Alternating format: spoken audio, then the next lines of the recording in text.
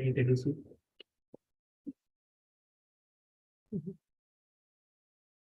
Jaya Radha Madhava Kunja Vihari Radha Madhava Kunja Vihari Jaya Gopi Jana Vallabha Girivaradhari Jaya Gopi Jana Vallabha Girivaradhari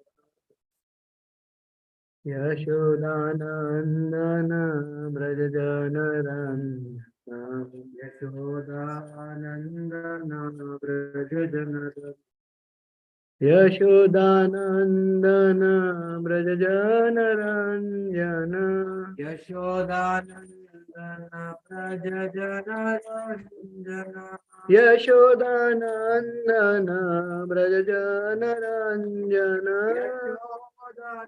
Yashodanandana Brajajanaranjana Yamnatiravanachari Yamnatiravanachari Jaya Radha Madhava Kunja Vihari Jaya Radha Madhava Kunja Vihari Hare Krishna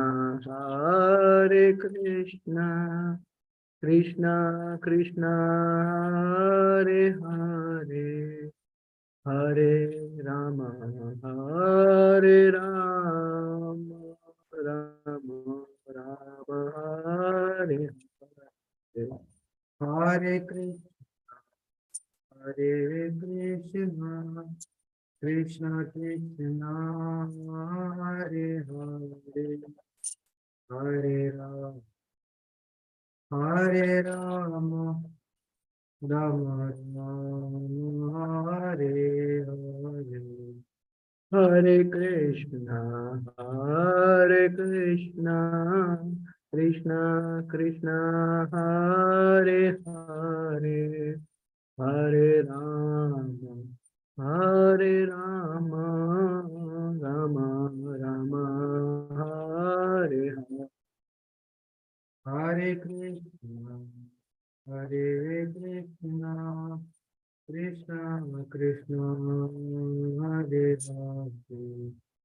Hare Hare Hare Rama Rama Rama Hare Hare Jaya Prabhupada Kila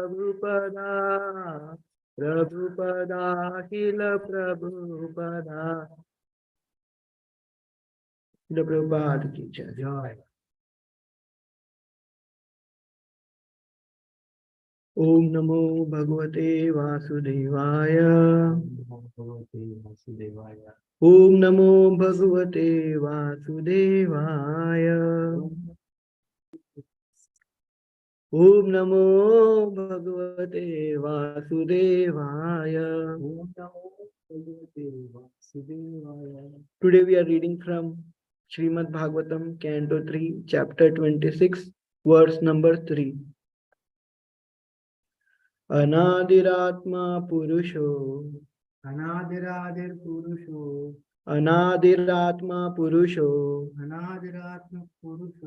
Nirguna Prakrate Paraha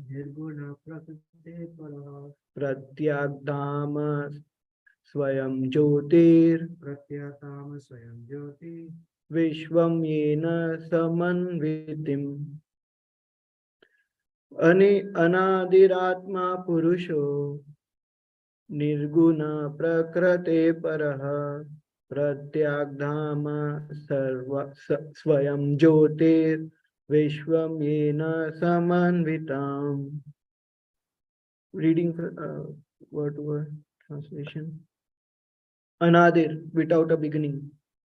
Atma, the supreme soul. Purusha, the supreme personality of Godhead. Nirguna, transcendental to the material modes of nature. Prakriti Paraha, beyond this material world. Pratyak Dhama, perceivable everywhere. Swayam Jyotir, self-effulgent. Vishwam, the entire creation. Yena, by whom Samanvitam is maintained. Translation and purport by His Divine Grace A.C. Bhaktivedanta Swami Srila Prabhupada Ki Jai. The Supreme Personality of Godhead is the super soul, and he has no beginning. He is transcendental to the material modes of nature, and beyond the existence of this material world, he is perceivable everywhere because he is self-effulgent, and by his self-effulgent luster, the entire creation is maintained. Purport. The Supreme Personality of Godhead is described as being without beginning. He is the Purusha, the Supreme Spirit. Purusha means person. When we think of a person in our present experience, the person has a beginning. This means that he has taken birth and that there is a history from the beginning of his life. But the Lord is particularly mentioned here as Anadi, beginningless. If we examine all persons, we will find that everyone has a beginning, but when we approach a person who has no beginning, he is a supreme person.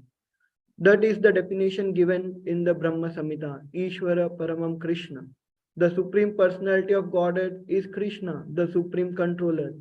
He is without beginning and he is beginning of everyone. This definition is found in all Vedic literature. The Lord is described as the soul or spirit. What is the definition of spirit? Spirit is perceivable everywhere. Brahman means great. His greatness is perceived everywhere. And what is the greatness? Consciousness. We have personal experience of consciousness, for it is spread all over the body. In every hair follicle of our body, we can feel consciousness. This is individual consciousness. Similarly, there is super consciousness. The example can be given of a small light and a sunlight. The sunlight is perceived everywhere, even within the room or in the sky, but the small light is experienced within a specific limits.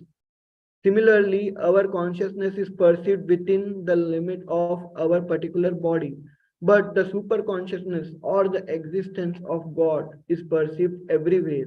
He is present everywhere by his energy. He is present everywhere by his energy. It is stated in Vishnu Purana that whatever we find anywhere and everywhere is the distribution of the energy of the Supreme Lord. In Bhagavad Gita, also it is confirmed that the Lord is all pervading and exists everywhere by his two kinds of energy, one spiritual and the other material. Both the spiritual and material energy are spread everywhere, and that is the proof of the existence of the Supreme Personality of Godhead. The existence of consciousness everywhere is not temporary, it is without beginning. But because it is without beginning, it is also without end. The theory that consciousness develops at a certain stage of material combination is not accepted herein. For the consciousness which exists everywhere is said to be without beginning. The materialistic or atheistic theory stating that there is no soul, that there is no God, and that consciousness is the result of combination of matter is not acceptable. Matter is not beginningless, it has a beginning. At this material, as this material body has a beginning, the universal body does also. And as our material body has begun on the basis of our soul, the entire gigantic universal body has begun on the basis of the supreme soul. The Vedanta Sutra says, Janmade Asya.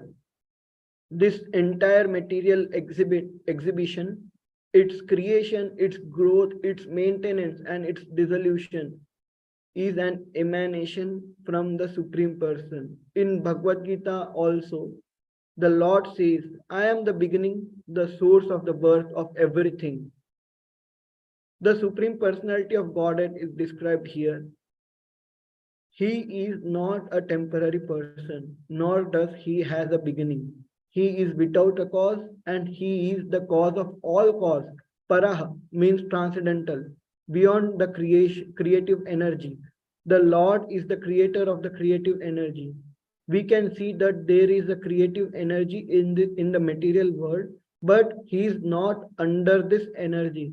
He is Prakriti Paraha, beyond this energy. He is not subjected to the threefold miseries created by the material energy because he is beyond it. The modes of material nature does not touch him. It is explained here. Vayam Jyotir. He is light himself. We have experience in the material world of one light being a reflection of another. Just as the moonlight is a reflection of the sunlight, sunlight is also a reflection of Brahma Jyotir. Similarly, Brahma Jyotir, the spiritual effulgence, is a reflection of the body of the Supreme Lord. This is confirmed in the Brahma Samhita, Yashya Prabha Prabhavate.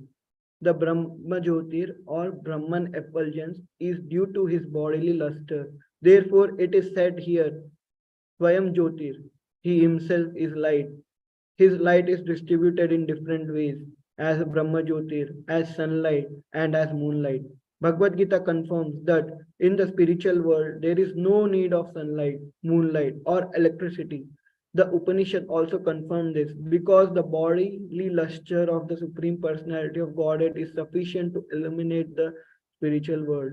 There is no need of sunlight, moonlight, or any other light or electricity. The self-illumination also contradicts the theory that the spirit soul or spiritual consciousness develops at certain point in material combination. The term Swayam Jyotir indicates that there is no tinge of anything material or any material reaction. It is confirmed here that the concept of the Lord's all pervasiveness is due to his illumination everywhere.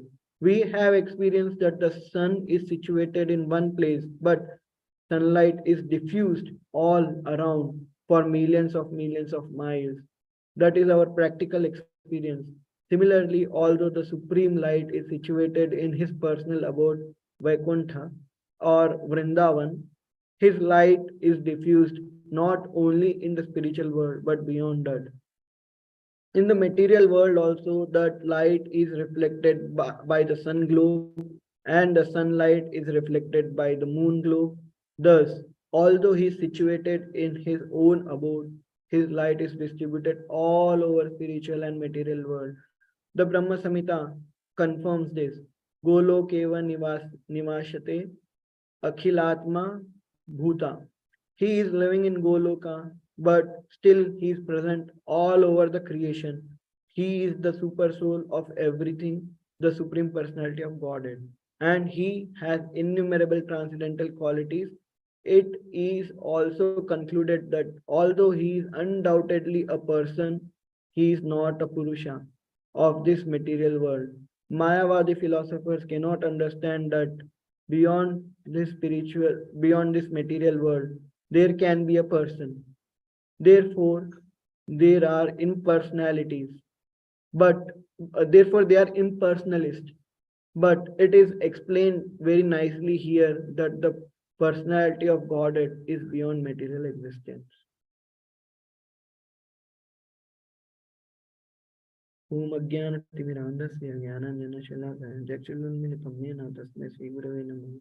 Hukum Karoti Vachalam Pangam Langayate Girivet Kripatamam Nandai Shri Guru Vindaram Tamam Shri Chaitanyeshwaram Dharmanam Shri Chaitanyeshwaram Hare Krishna. I seek the blessing of all the devotees so that I can speak from whatever from my realization. Hare Krishna. So in today's verse, Srila Prabhupada is speaking about the personality of Godhead. Who is Supreme Personality of Godhead? So it is clearly said in the translation that the Supreme Personality of Godhead has no beginning, no end. He is beyond the three modes of nature, and he is beyond this material existence. He is for all pervasive. He is self-effulgent, and he's illuminating entire creation by him. So that means that he's everything is there within him. He doesn't have to look outside for any happiness, or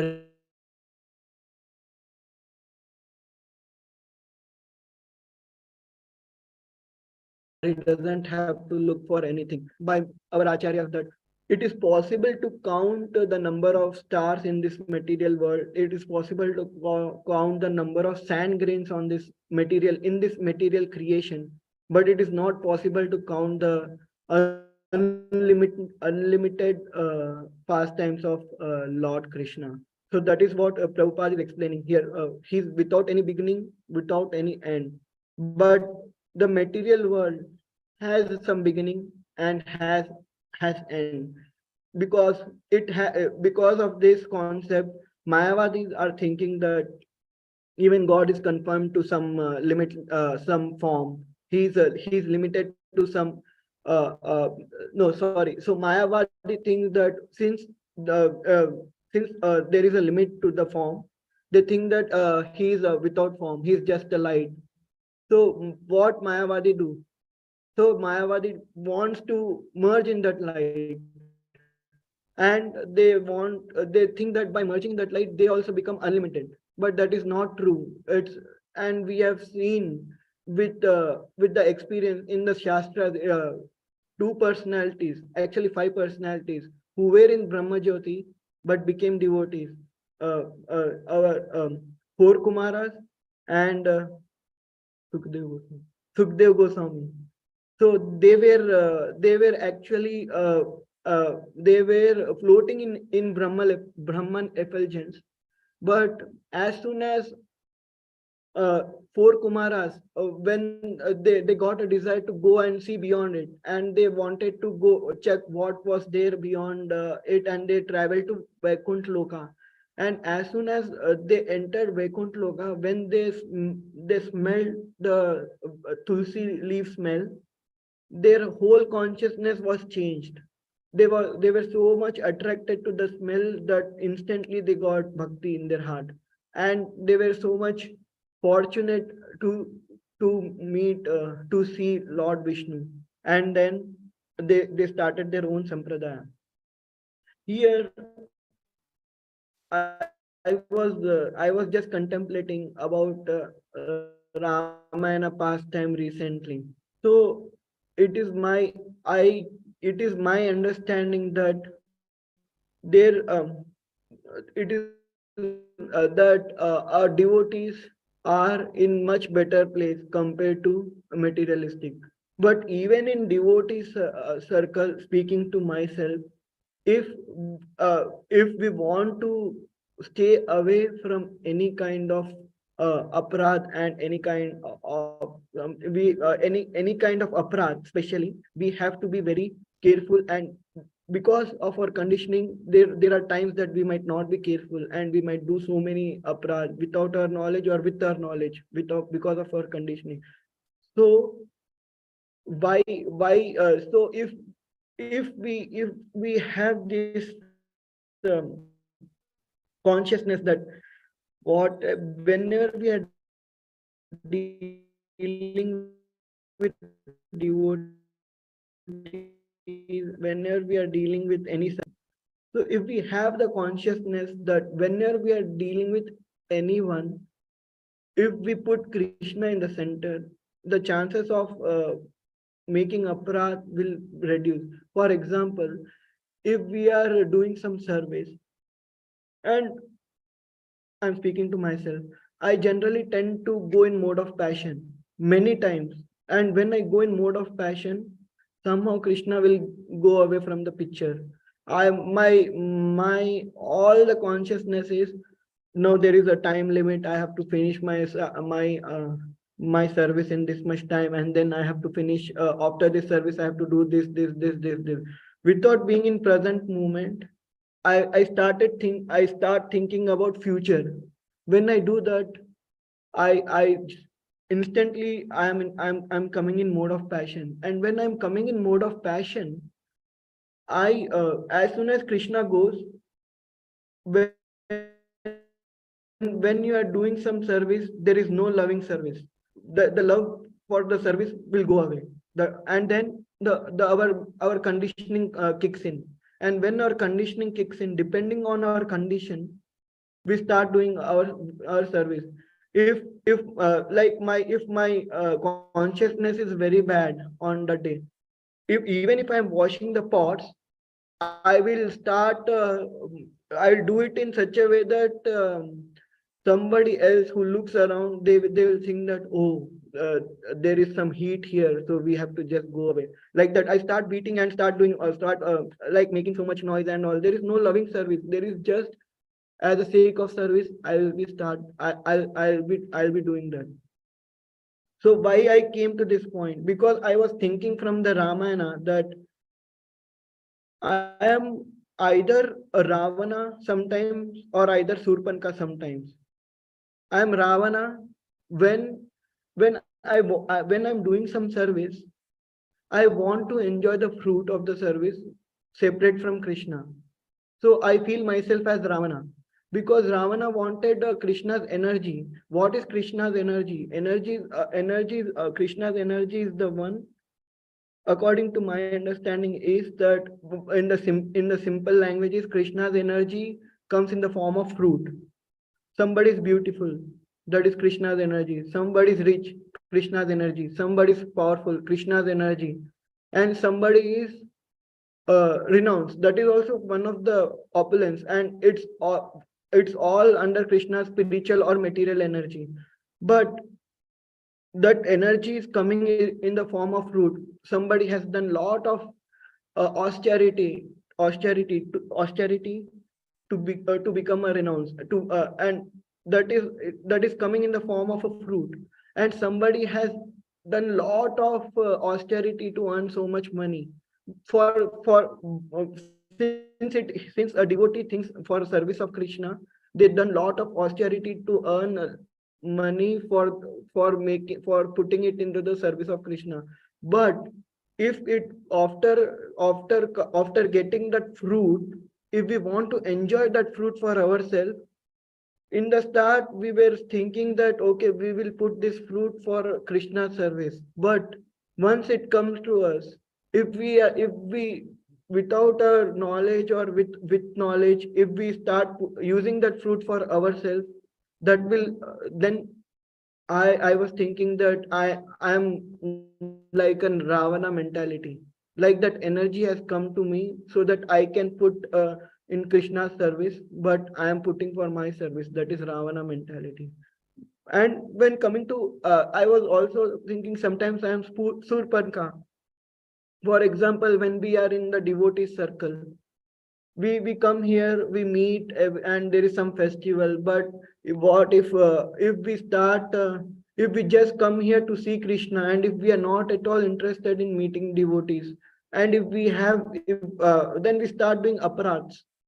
And because maybe that day our mood our depends on our other external circumstances, that it was bad, our consciousness is bad. I'm speaking to myself because it happens with me so many times. And when somebody comes in, and if I think that, oh, okay, that Prabhu came, okay, that's it, like. But if I'm not having any happiness seeing that devotee or that Prabhu, that means at that instant I'm telling to Krishna that I just want you, I don't want your devotees, I don't want any association of your devotees, I just want you. I'm directly or indirectly, without my knowledge or with my knowledge, I am giving this firm statement to Krishna, in front of Krishna, that okay, I'm not interested in meeting that devotee, I'm just interested in looking at you. Maybe it is not true for anyone, it's true for me, because my consciousness is I'm not deeply absorbed in looking at Krishna, I'm just standing there. If I was deeply absorbed in meditating Krishna, and if somebody comes, that is the different thing. I'm just taking it an example, it can be applied to any other places, but I'm just taking it an example. If I was deeply absorbed in Krishna's darshan, on Krishna's lotus feet, if somebody comes, they'll feel actually good looking at me. But if I'm just pretending to stand there, and if somebody comes and I ignore them, that Krishna knows what is going in our heart. Even the devotee will come to know that okay, this guy is avoiding me. So in that way, we are doing aparadh, and it's like a Surpanka mentality. Surpanka just wanted to Krishna, Ram, but she doesn't wanted. She did not wanted to associate with others. So it's Surpanka mentality. On this, there is a very big pastime. With this, just with this small example, it's very big Gajendra pastime. Everybody knows Indradumne Maharaj was meditating, and Agastya Muni came. So, but it is said, I heard from Radha Govind Maharaj that Indradumne Maharaj realized that there is Agastya Muni has come, and then but since Indradumna Maharaj was in deep meditation, he did not even wanted to. He did not open his eyes to greet Agastya Muni. But since Agastya Muni, being a very elevated sage, he instantly realized that Indradumna Maharaj has realized that I am here, but still he is not giving respect. So so Agastya Muni thought that Indradumna Maharaj is having a Kunjana mentality, that elephant mentality. So he cursed him to become an elephant. But the point here is, even though he got a curse, it was for his own good. That is actually what happens if he wouldn't have got curse. He would have been in meditation for millions of time. He wouldn't have seen Krishna. But since he got cursed, he instantly realized his mistake at that time. And Agastya Muni, being very merciful, he gave a curse, and he told Indradumna Maharaj that you will seek Lord in your next life. So so that's what happened, and he became Gajendra, and then he came in the difficulty. Even the difficulty from the material point of view, it feels like, oh, he was in so much difficulty, everybody left him, he was going to die. It felt like that for others. Even for Gajendra himself, it felt that okay, now I'm being alone and all. But then at that time he got the knowledge because of his past life, tapasya, past life activities.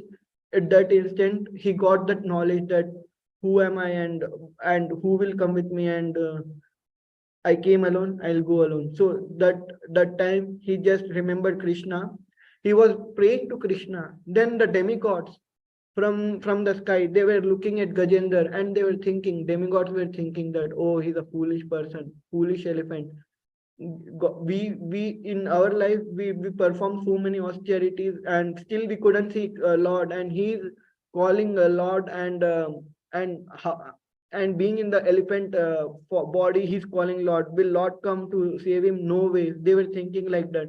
And they were also telling each other that if he would have called me, I would have gone to save him just instantly. But this fool, he's calling to the Supreme Personality of Godhead, which is very difficult. But because because he got curse from a Brahmana, because that curse has actually became boon to him. And because of that curse, and because of his past life activities, that person in Indradumna Maharaj, in the form of elephant, could remember all his could remember Supreme Personality of Godhead. And there it is also said that elephant is the most unintelligent living entity of in creation, because elephant is having Kunjana mentality. Like elephant goes in to take bath, then come out and roll in the dust. Again goes to take bath, come out and roll in the dust. So elephant displays that kind of nature. So even though being in the elephant form, but since Indradumne Maharaj was somehow or other associated with devotee, he could remember Supreme Personality of Lord.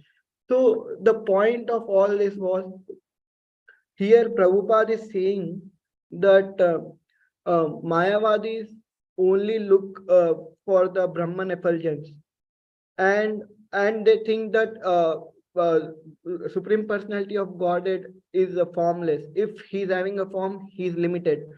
But the point of all this was, that supreme personality of Godhead is having have his energies are and him. We should not separate him, and we cannot think that Lord is just if we get the energy of the Lord, we will be very much happy. Or if we are just Lord, and if we are just worshipping Lord and not not giving a good respect, or not having any kind of affection towards devotees is also good. No, both are wrong. So we have to we and how to come out for it's very easy to tell that okay, no, this is wrong, this is wrong, this is wrong, this is wrong, and it is easy to tell that this is right, this is right, this is right, this is right. But even after knowing that, it is very difficult to do. That is the reason Yugal Kishore Prabhuji always says that bhakti is simple but not easy.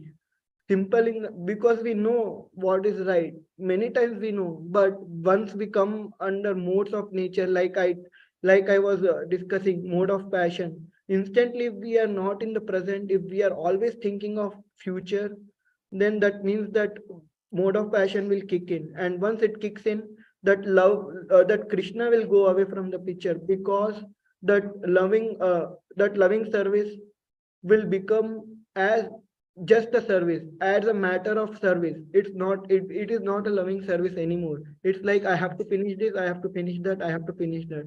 So it's like Vaidi. Yeah, we say it as a Vaidi Bhakti. It's not Raganuga, but yeah, that is very long stage. The very higher stage, I cannot even touch it because I am not still in the Vaidi platform also. But that is what happens. That loving service, and Chandrasekhar Maharaj, when he came here, he was telling devotional service is very pure, but when we are performing that service, we are not with the pure intention and pure heart. That is the reason we are not getting the proper result. Otherwise, someone who just chant just one holy name of Krishna, not even Krishna, Kri, just chant Kri, all his sinful desires, sinful reactions are taken away, and he should get instantly the love of God. But since we are not I'm speaking about myself, since I am not at all pure, I am always thinking of so many things, like so many, because of my conditioning, whatever it is. But since I'm not pure, even if I'm performing devotional service, it is it I cannot say that it doesn't have any effect, because even though knowingly or unknowingly, if you chant the holy name of Krishna, it's like an electric current. If a live wire, if a person who knows that, oh, it is live wire, or a kid who doesn't know that it is a live wire, if both of them touch, they'll get the same result, they will get electric shock. So the holy name is like a current. Knowingly or unknowingly, if you touch it, you will be purified.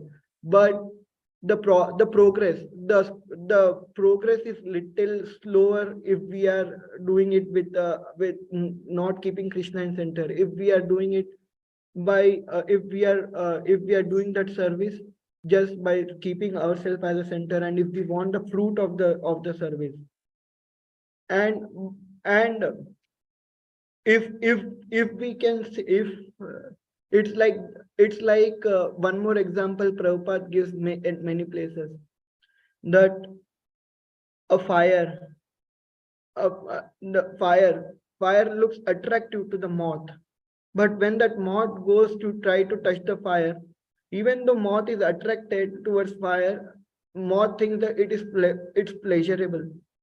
But when moth goes in the fire, it burns, and that's end of its life. So holy name is also like a fire, and we are like a moth. And if we go to the fire, end result will be end result is we will burn. But in holy name will burn our tendency to do bad things. Holy name will burn our bad karmas. Holy name will burn our all the karmas, bad or good, whatever. Holy name will burn the tendency, and holy name will remove the root burn the root of all the anarthas, even without our knowledge or with our knowledge. But the process might be slow if we are just do if we are not putting Krishna in center. Still, it is beneficial, but the process will be slow. Vishwanath Chakravarti Thakur was mentioning that Yugal Kishore Prabhuji told us this in our Brahmachari class, that Vishwanath Chakravarti Thakur was saying what kind of devotional service we should do. The service which is pleasurable to Krishna or the service which is favorable to Krishna. What kind of devotional service we should do. So most of us were told that service which is pleasurable to Krishna. But then Vishwanath Chakravarti Thakur said no, the service which is favorable to Krishna. And he gave the example saying that Mushtika and Chanu were beating Krishna left and right, and Krishna was feeling very much pleasured by that. He was thinking, okay, finally, after so many days, I got somebody whom I can fight. So it was pleasurable to Krishna, but it was not favorable to Krishna. So it was not good. The result was they did not got they got some liberation, but not when not the Vrindavan, Golok Vrindavan. And then Yashoda Mai, so she takes the sticks and run behind Krishna. Krishna cries, no, no, no, no, no, Maya, no, Maya. Krishna cries. So it is not pleasing to Krishna, but it is favorable because of the rasa of Yashoda Mai. It's Vatsalya Bhav. So in Vatsalya Bhav, mother will teach son and kids. So it was favorable to Krishna because of the rasa. And so, and then that was of higher benefit for Yashoda Mai. But if the same thing we do, if suppose if I am in Dasya Bhav, and then I start taking stick and run behind Krishna, so that rasa is different. That is not favorable to Krishna, and that might not be pleasing to Krishna also. So so it depends on the rasa. So that is what here Srila Prabhupada was. I understood that Srila Prabhupada was trying to explain that don't kill Krishna by putting him in the form, in the form, saying that, oh, he's a Brahma effulgence, or he's a form, he does Leela. He has so many pastimes, uncountable pastimes. He does every second he's performing in so many universes, so many pastimes. So he has a form, he does pastimes, but still he's unlimited, because and he has beginning and he's end. He doesn't have beginning, he doesn't have end. Like how Mayavadi's philosophers might think that it is not true, but actually by thinking that they themselves are restricting from the highest pleasure. They don't even know that they have the opportunity to get diamond, they have opportunity to get nectar, but they are going behind broken glass, and they are going behind water by just aiming for Brahman effulgence. If they just realize, as four Kumaras realized, by going more as going to Vaikuntha, the four Kumaras realized the joy which they got, which was so much higher than floating in Brahma effulgence. They immediately became a devotee. But if they can get very just a tinge of that joy, they will reject Brahman effulgence, and they will also become devotees. But since they don't want to even go think beyond that, so Krishna says, as you desire, I shall fulfill your desire. So they don't even desire to think of that. So they themselves are restricting from getting so much high pleasure, which is very difficult, which is with if somebody gets that, don't want to leave it. That is the power of devotional service. And in a summary, I just wanted to tell that first, if we want to get that kind of pleasure, even being in the devotees circle, even doing that same devotional service, even if we want to, even we might not get that kind of pleasure, because we are not, we are always thinking of fruit. If we don't think of fruit, and if we keep Krishna in the center, for Krishna in the center, what it means putting Krishna in center? It means that if if somebody comes and says, I do, if I so for example, I don't like to do pot washing. If somebody comes and says, Prabhu, please do pot washing, I should able to say, yes sir, thank you for giving me this service, and I should able to see Krishna in that pots, and I should able to I should also think of Krishna, and I should also think that okay, it is my good fortune that I am cleaning these pots, and in which Krishna's bhoga is prepared. So Krishna has given me this kind of service that I'm directly helping Krishna, helping devotees to cook good bhoga by cleaning this pot. So that is a good fortune. Who will get that kind of fortune? Even if you think in millions of trillions of zillions of lifetime, nobody might get that kind of fortune, and some devotee comes and give us that service. At that time, if we say, no Prabhu, I am not interested in this pot washing, please, you can give me another service, then we are directly saying Krishna that I am here to do whatever I want to do. I and you might be in center in some of the service, but not everywhere. So please leave me from here, like that. So this is just an example which I was thinking when because I I am doing this a lot, so I have to improve on this, and I have to I have to elevate my consciousness. So that is what I wanted to speak today. If I have spoken anything wrong, please excuse me, and please correct me if anybody have any correction. Hare Krishna. Yeah, any question? Yes, I have a question. My lord. You will only answer that. So my question is, I see a practical problem here. You know, the best thing is, Narottam Das Thakur says, I don't talk about anything other than you. He's telling to Krishna. I never talk about anything. So I was thinking that that's the greatest thing you can do. If you don't talk about anything, like Prabhupada says so many times, if you just take a vow, I will not speak about anything except Krishna, I will not eat anything except Krishna, Krishna. So by this you will attain the perfection. So I was thinking that sometimes, you know, when you're speaking with devotees, you have to speak about other things. And then that leads into just more of passion. That's the nature of speaking about other things. And you had a desire to speak about Krishna, but then by speaking about other things with devotees, then you end up speaking, you end up going to more of passion, and you don't even realize that your consciousness is nosediving. You realize after some time that that is what happened. Yeah. So at the same time, if you don't speak to devotees, also devotees may not be happy. So how to like please enlighten? Here, I have heard from Radhakrishna, same question somebody asked, that we don't want to do Prajalpa, or we don't want to do something, but something or other comes and it happens.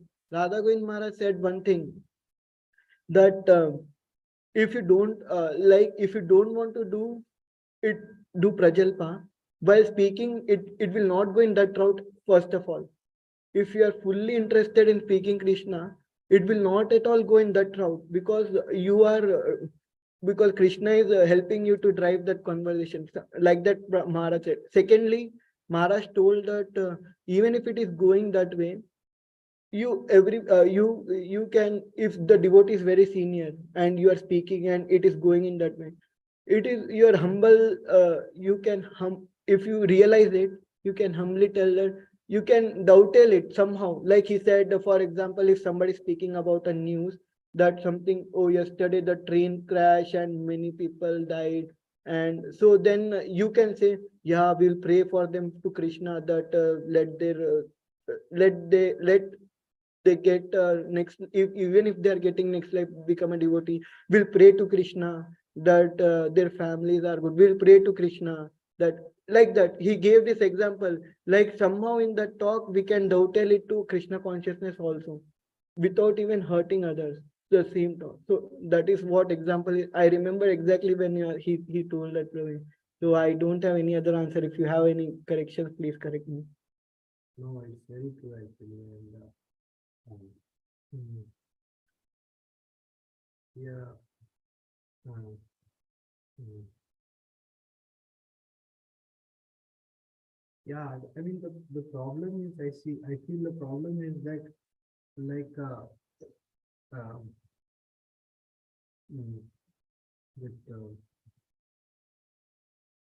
like sometimes devotees express like their frustrations in bhakti. Their frustrations devotee or the devotee will express their frustration, and then like yeah, I mean in order to in order to correct someone, you have to first sympathize with them. That's the problem. So you have to sympathize that yeah, yeah, I understand, and then it's like and I think the biggest problem is familiarity. And Yeah. familiarity means yeah, you just you uh, don't respect the devotee so much, and the way it starts is, I mean, I don't want to criticize, but the way it starts is like uh,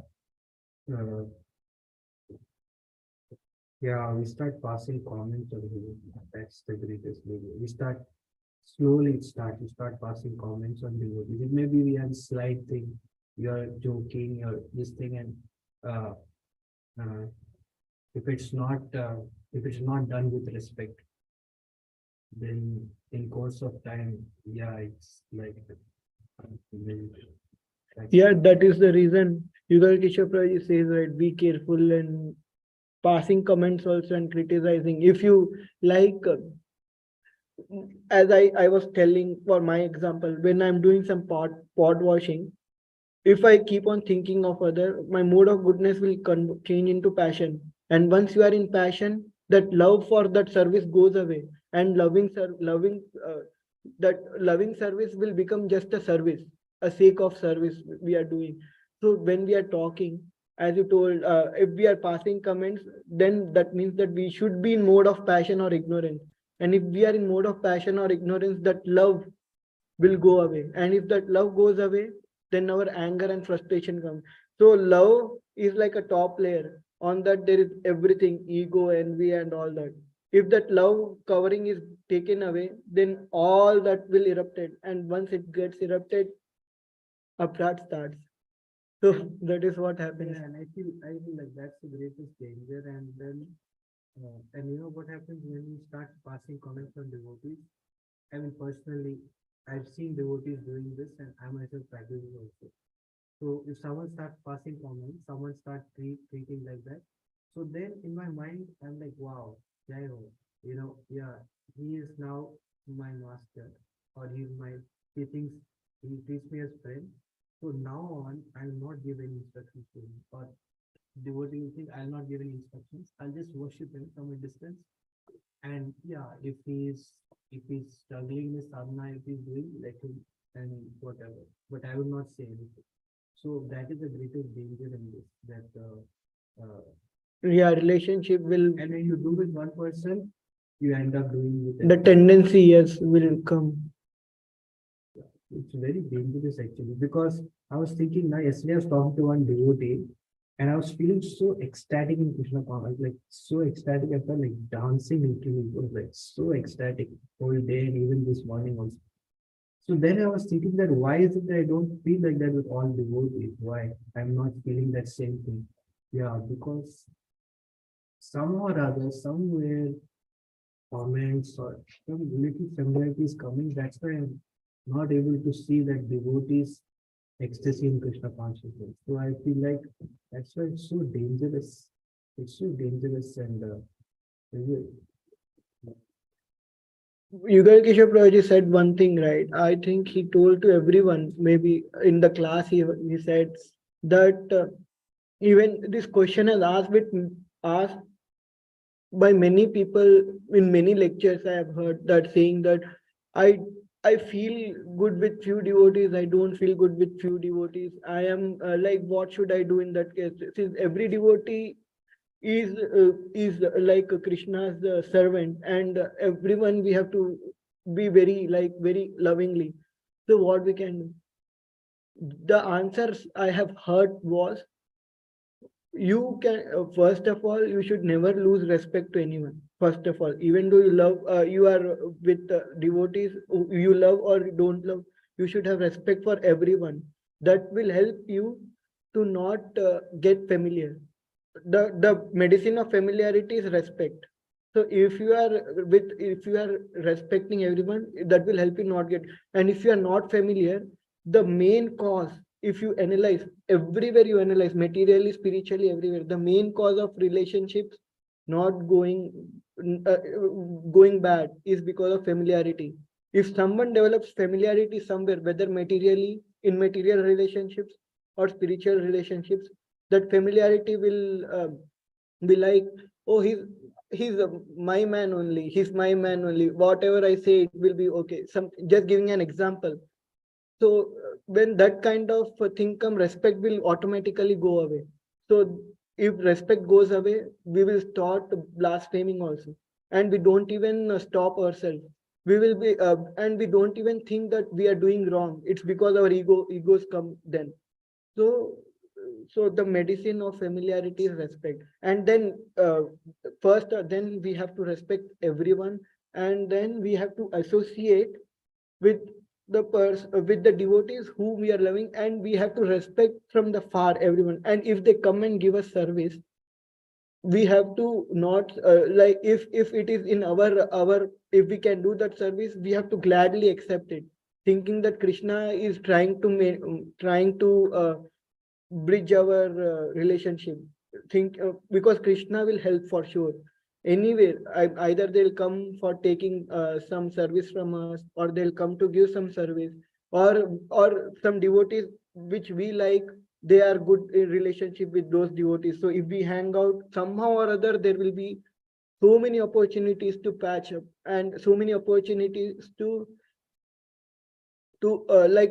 develop loving relationship with everyone. This is what I have observed here in a temple also. Even I was having not having some good relationship with some devotees, and then somehow or other I was being patient, and like I did not thought much about it. I was like being a little respectful, but somehow or other Krishna has arranged so many situations where I got opportunity to serve them, and they were very happy, and then in that way it relationship build up. So I think Krishna will help you in so many ways. And if you think that okay, this devotee is like making if I'm associating, making my spiritual consciousness down, if by associating this devotee my spiritual consciousness is going down, so I should not associate. If that is the case, what I have observed is that happens many times, even with me. If I'm like, if not even with me, it happens with me always. So like when I'm associating with someone, and if my spiritual consciousness is getting down, I will be generally be silent. I'll not try to speak. I will be very respectful. And if I get some service from them, I will not immediately react, because sometimes what happen, if I am very agitated, if I start speaking, you only said to me this, I am telling to you again back, that if I start speaking, then I might speak something which is very hurtful. That will make relationship bad also, and it will make aparad also. So just taking some time, and then accepting that if we can do, accepting that service and do. This is just small detail. There might be so many other ways, but this is what I have realized and observed, that Krishna will give you so much opportunities, and you just have to be very cautious, and not be in the mode of passion at that time, and be very like don't speak much, and just think and pray to Krishna. It will happen.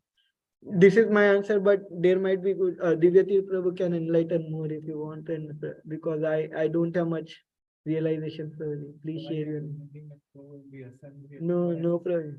No, no. I should not be here, but somehow by Sham Kishore Prabhuji's order, I am sitting and speaking. Online. Anybody have any questions online?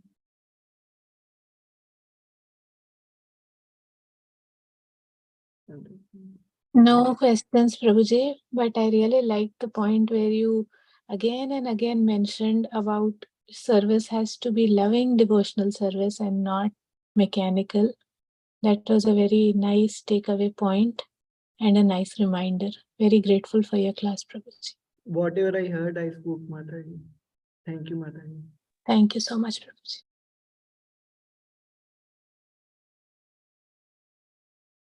If nobody have any questions, then we'll end the game. Vancha kalpatarvashya kripa sindhubhyo cha patitanam pavanebhyo vaishnavino अनंत कोटि वैष्णव की जय, शिल प्रभुपाद की जय, समवेत भक्तवृंद की जय. Thank you, Prabhuji. Thank you, Prabhuji. Hare Thank Krishna. you, Prabhuji. Hare Krishna. Thank you, Prabhuji. Hare Krishna.